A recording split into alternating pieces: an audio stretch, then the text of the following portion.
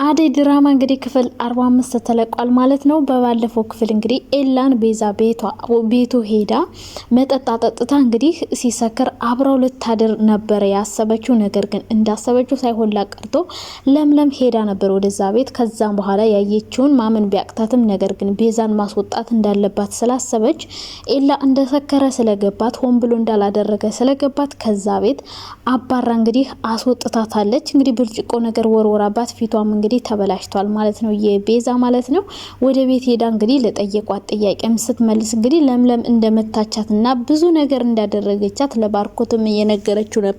በሌላ በኩል ደግሞ ናኦል እንግዲህ አደይን ሊስማት ሲል ኩሽና ውስጥ ዴቭ ደርሶበት ነበረ። ከዛ በኋላ ለባርኮትም ሲነግረው እዛ ቤት እንዲወጣ አድርገውታል ማለት ነው። አባረው አስወጥተውት ነበር። ነገር ግን በምሽት ስለነበረ ያስወጡት ስልኩን እንግዲህ እንደደመቀ ሰርቀውታል ማለት ነው። አሁንም ይሄ ነገር ተመልሶ ወደ አደይ ሊመጣባት ነው ማለት ነው። ምክንያቱም ፍቅር አሁንም አደይን መጥፎ ማስባር ስለሆነ የምትፈልገው አደይ ናት ያሰረቀችው ስልኩን ብላ እነሱ እንዲጠሏት ልታደርግ እየሞከረች ትገኛለች። ያም ማለያ እንግዲህ ስልኩን ስለተዘረፈ ናኦል ወደ ቤት ተመልሷል። ይቅርታ ጠይቆ ቤት ውስጥ ገብቷል ማለት ነው። አሁንም መረበሹን ተያይዞታል ማለት ነው። ሁሉንም ሴቶች መቅመስ የፈለገ ይመስላል ማለት ነው። በተለይ ቤዛን እስከሚያት ቸኩሏል። እንግዲህ በጥፊ ሊጠፈጠፍ ይሆናል እንጂ በሰላም አትፋታውም። ቤዛ ከፍቅር የበለጠች ሞልቃቃ ጋጠወጥ ሴት ናት ማለት ነው። አሁን ላይ አደይን መከራ እያበሏት ነው። ቤዛ ስቃይዋን ታበላታለች። መኝታ ክፍል ሁና ምግብ አምጪ ትላታለች።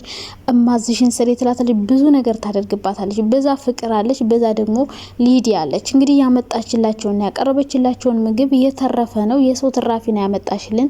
የቤዛ ያስተረፈችው ለምንድነው ለኛ ምሰጭን? ለቤዛ ቆንጆ ምግብ እየሰራሽ ለኛ ግን የተራረፈ ተሰጭናለሽ በማለት ድጋሜ እንድትሰራ እንግዲህ አዘዋት ነበረ። ቆንጆ ምግብ ሆኖ ነገር ግን እሷን ለማልፋት ድጋሜ ስር እያሉ እንግዲህ ሴቶቹ ተራ በተራ እየተፈራረቁ ስቃይዋን እያበሏት ለምለም እዛ ቤት ብትቀጠርም ነገር ግን ኤላ ጋር ሄዳ ስለነበረ ስላልመጣች እንግዲህ ሴቶቹ እየተፈራረቁ አደይን መከራዋን የበለጠ እያበዙባት ነው። ነገር ግን ከዚህም በላይ መከራዋ ሊበዛባት የሚችለው ነገር ፍቅር እንግዲህ ለቤዛ ባርኮት ፍቅረኛዋ እንደነበረ እንደሚወዳትና እንደምትወደው አደይን ነግራታለች ማለት ነው።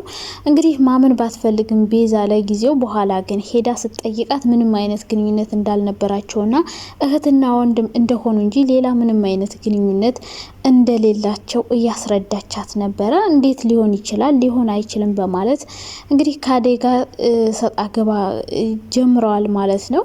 ሌላው ግን በጣም ቤዛን አደጋ ላይ የሚጥላት ነገር ባርኮቴ እንግዲህ ኤላ ጋር ሄዳ በጠጥ ሰጥተው ከዛ በኋላ አብሮ ልታድር እንደሞከረች ለምለም ለባርኮቴ ነግረዋለች። ባርኮቴ ማመን ቢከብደውም ነገር ግን ሁሉንም ነገር ስለነገረችው ራሱ ኤላም መጠጥ እንደጠጡ ነገር ግን በመሃላቸው ምንም ነገር እንደሌለ ለምለም እንዳለችው እንዳልሆነ እያስረዳችው ነበረ። አሁን ላይ ለባርኮት እንግዲህ ትክክለኛ ፍቅረኛው ሆና አፍቅረው ወደው ሳይሆን የመጣችው ቤዛ ለሌላ ነገር እንደመጣች ለምለም እየነገረችው ነበር። ነገር ግን ያው ለምለም ስለምትቀናና ስለምትጠረጥራት እንደዛ አይነት ስሜት ተሰምቷት ነው ብሎ ነው ያሰበው ባርኮት። ነገር ግን እውነታው እንደዛ እንዳልሆነ እያስረዳችው ትገኛለች። እንግዲህ ባርኮትን በትንሹም ቢሆን ጥርጣሬ ውስጥ ገብቷል።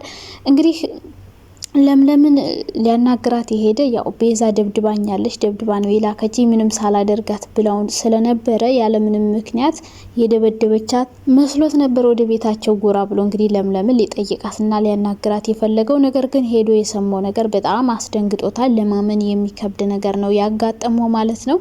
እንግዲህ ባርኮት ወደ ቤት ሲመለስ ምናልባት ቤዛን ከቤት ሊያስወጣት ይችላል ማለት ነው። ምክንያቱም እሱ የመሰለው ትክክለኛ ወደውና አፍቅረው የመጣች እንጂ እንደዚህ ያስመሰለች ሌላ ነገር የምታደርግ አልመሰለው። መጀመሪያም ከኤላ ቤት ሲሄድ የሰማው ሌላ ሚስጥር ስላለ እሱ እየተጠራጠራት ይገኛል። አሁን ላይ ቤዛን እንግዲህ ቤዛ በራሷ መንገድ ውልቅ ብላ ልትወጣም ትችላለች። ነገር ግን ቤዛ አሁንም ቢሆን ሊዲያና ዴቭ እዚህ ቤት ይወጣሉ፣ ውልቅ ብላችሁ ትወጣላችሁ እያለች ነው። ብቻ የመጣችበት መንገድ ግልጽ ባይሆንም በአጠቃላይ ዋናው ምክንያቷ ኤላ ይመስላል።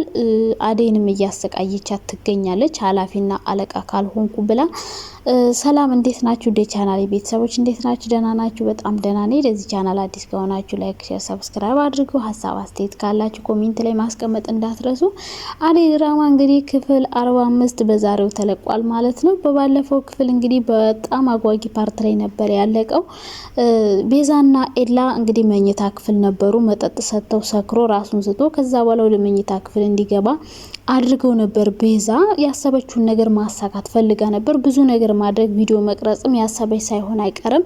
ከዛ በኋላ ነበር ለምለም ደርሳ እንግዲህ በብርጭቆ ፈንክታ ቤት እንድትወጣ ያደረገቻተኝ ማለት ነው። ከዛ በኋላ ግን ለምለም ከሄደች በኋላ ኤላ በስካር መንፈስም ቢሆን ስለ ለምለም እንደሚወዳትና እንደሚያፈቅራት ወይ ከአባት ያልሆንኩ ወይ ካንቺ ያልሆንኩኝ እያለ እንግዲህ ሰክሮም ቢሆን ብዙ ነገሮችን እያወራ ነበረ። ከዛ በኋላ እንግዲህ ለለምለም በጣም ደስ የሚል ነገር መጥቷል ማለት ነው። ምክንያቱም እናቱን ደውሎ ሊያገባ እንደሚፈልግ ጓደኛ እንደያዘ ነግሯታል። እስካሁን ተናግሮ ስለማያውቅ ነበር አባቱም አልረዳው ብሎ ከሀገር እንዲወጣ እየገፋፋው ነበር። አሁን ግን ሁሉም ነገር ተቀይሮ እናቱ ፈቅዳለት ሁሉንም ነገር ማድረግ እንደሚችል እንግዲህ ሰምቷል ማለት ነው። በጣም ደስ ብሏታል ለምለም ማለት ነው። ትግስቷን ሁሉን ነገር ኤላ እንደሚወዳት እንደሚያከብራት ወደፊት አብረው ልትኖር እንደምትችል ተስፋ አድርጋለች ማለት ነው። ስለዚህ ከዚህ በኋላ ነገሮች ስለተቀየሩ ለምለም ምናልባት ከነ ዴቭ ቤት ወታ ወደ ኤላ ቤት መኖር ትጀምራለች ማለት ነው። ግን ደግሞ ሌላ ደግሞ በጣም የምታናድዳትና ሌላ ትኩሳት እየፈጠረች ያለችው ሊዲያ ናት። አሁንም እግር ስር እየገባሽ ዴቭ ቤት ማነው ኤላ ቤት መሄዷን አላቆመችም። ተስፋ አልቆረጠችም። አሁንም ኤላ የሷ እንደሚሆን ተስፋ አድርጋ ቤታቸው እየተመላለሰች ነው። ይሄ ነገር ደግሞ ለለምለም ምንም አይነት ኮንፈርትም ሆነ ምቾት እየሰጣት አይደለም። እዛ ቤት ማየት አትፈልግም። ውጭልኝ እያለች እንግዲህ እያስወጣቻት ነበር ቤቷ ማለት ነው።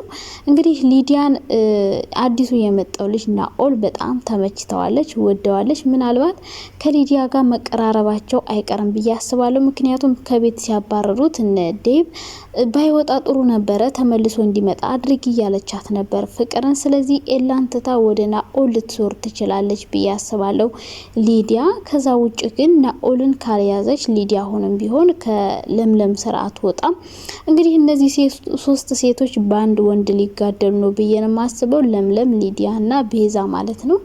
እንግዲህ ከባድ ጦርነት ሊከፍቱ ነው ብዬ ነው ማስበው በኤላ ምክንያት። ኤላ የሚመርጠው ለምለምን ቢሆንም እነሱ ግን የተለያየ ነገር በማድረግ እሱን ለመቅረብ ከሷ ቀምቶ ለመውሰድ ብዙ ጥረት እያደረጉ ነው። እስካሁን ግን ሁለታቸውም አልተሳካላቸውም። ሰው ባርኮት እሱን ፈልጋ እንዳልመጣች ሲገባው ምን ሊያደርጋት ይችላል? ቤዛ ቤት ሊያስወጣት ይችላል ወይስ ደግሞ በሌላ ውሸት እንደገና አሳምነው አብረው እዛ ቤት ልትቀጥል ትችላለች ወይስ ምን ሊፈጠር ይችላል?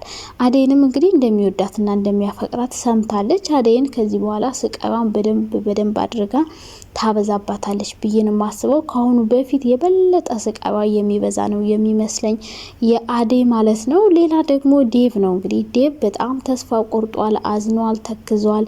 ክላሱን ዘግቶ መዋል ጀምሯል። ማልቀስ፣ መከፋት፣ ምንም አይነት ተስፋ የሌለው ሰው ሆኗል ማለት ነው። አደይም እንግዲህ ልታናግረው ሞክራ ነበር። ልታናግረኝ አልፈልግም፣ ተይኝ፣ ካጠገቤ ራቂ፣ ምግብም አልበላም እያለ በጣም እያስቸገረ ይገኛል። እሷ እንግዲህ ልታስረዳው እየሞከረች ነው። እንዴት ላድርግ ብለህ ነው? የሁሉ ነገር እያለ እንዴት ነው ስለ ፍቅር አሁን ማሰብ የምችለው? ስራ መስራት ነው የምፈልገው እያለች ነበር ማለት ነው። ለዴቭ እያስረዳቸው የነበረ እሱ ግን ሊረዳት አልፈለገም። ብቻውን ቆዝሞ መቀመጥ ነው የፈለገው። ፍቅር ማጠገቡ ሆና ከኔ ጋር ሆናለን ሁሉንም ነገር ተወው እያለች ስለ አደይ መጥፎ ነገር ማውራቷን ተያይዘው ነበር። እሱ ግን ሊያምናት አልቻለም። ከአደይ ውጭ ሌላ ሰው ጭንቅላቱ ውስጥ የለም ማለት ነው። በመጨረሻም እንግዲህ ናኦል ወደ ቤት ከተመለሰ በኋላ ሊዲያን እንደወደዳት ቢነግራትም ነገር ግን እሷ ዋናው አላማና ግባ አደይ ስለሆነች አደይ ጋር ሄድ በማለት እንግዲህ ወደ አደይ መኝታ ክፍል ገብቶ ነበረ። ብዙ ነገር እያደረገ ነው። ሰው እዛ ጋር እንግዲህ